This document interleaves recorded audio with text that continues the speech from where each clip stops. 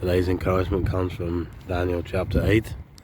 Of course, Daniel chapter 8 is really Daniel. God gave Daniel a vision of what's going to happen in the future. And if you like history, it's a good chapter to study in the Bible about history and the rules of the Medo-Persians, and then the rules of the Greeks, or the Grecian Empire, and in particular Alexander the Great is mentioned in this chapter. And then later on we have Antiochus Epiphanes, Antiochus the madman, or the Great, as he was known, and this is symbolized in this chapter in Daniel chapter 8. In fact, we read of Antiochus Epiphanes and what he would do in this chapter. Daniel 8 and verse 9, out of one of them came a little horn which grew exceedingly great towards the south, towards the east, and toward the glorious land. And that is Antiochus Epiphanes and his rule. Verse 10, they grew up to the host of heaven, and they cast down some of the host and some of the stars to the ground and trampled them. We know from history that Antiochus Epiphanes persecuted the Jewish people. Verse 11, he even exalted himself as high as the prince of the host, and by him the daily sacrifices were taken away, and the place of his sanctuary was cast down.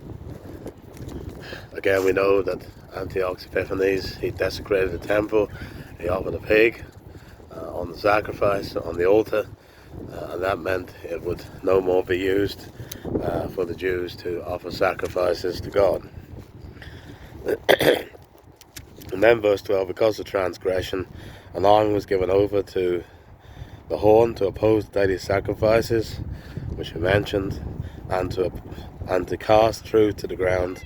He did all this and prospered. Another way he attacked was that he disregarded the scriptures, the Bible, the truth of God, and he removed that, and the Jews weren't allowed to follow the Bible anymore. And of course, this is all prophesied in Daniel chapter 8, years before it actually happened. Shows the accuracy of the Bible. But it's the last verse of Daniel chapter 8 I want to come to, because I was really struck by this when we were reading the chapter. It's Daniel 8 verse 27, and I, Daniel, fainted and was sick for days. Afterward I arose and went about the king's business. I was astonished by the vision, but no one understood it. And I thought there was a lot of things in this chapter that most of us, and definitely I, can relate to. First thing was, he fainted and was sick for days. The actual vision of the Grecian and the Medo-Persian Empire, who all will also rule over Jerusalem, actually caused him to be sick.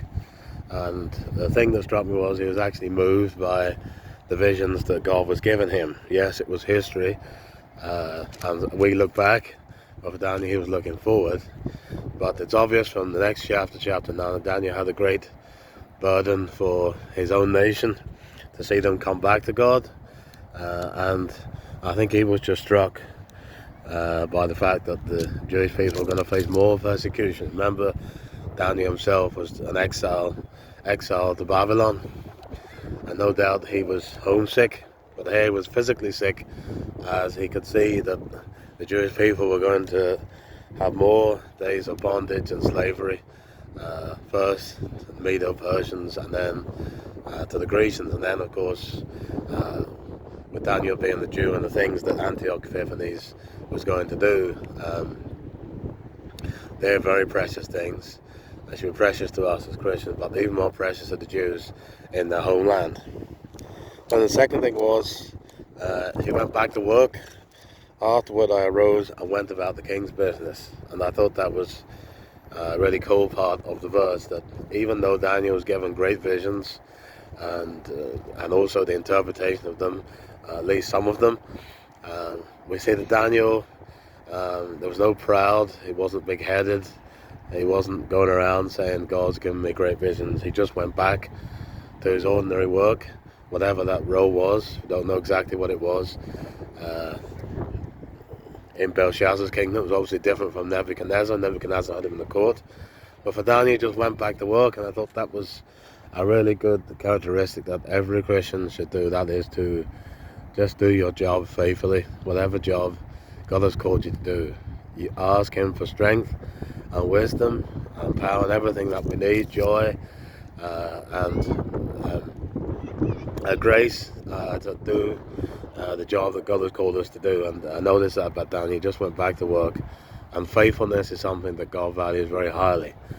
Even though Daniel got great visions, God also recognized his faithfulness in his work at in his role at work. And then he says he was astonished by the vision. And again, I've noted already that he was affected because it affected his own nation and people.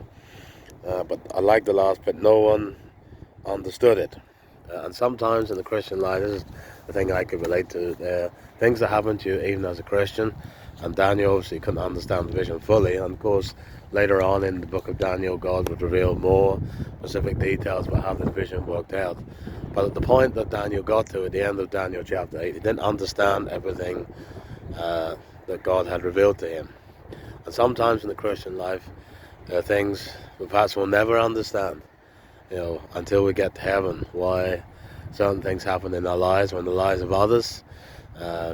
It's not that they were being bad or anything, but certain things happen, and we don't always understand immediately why the Lord allows it to happen.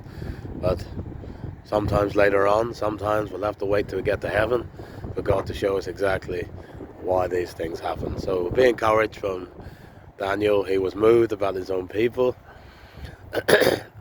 because of what Antiochus Epiphanes was going to do. He went back to his work. He was faithful to his work, and he didn't understand at this point, and even in chapter 11 and 12, he didn't understand it fully, but he still trusted God and went back to his work. So be encouraged by these things, and thank you for listening.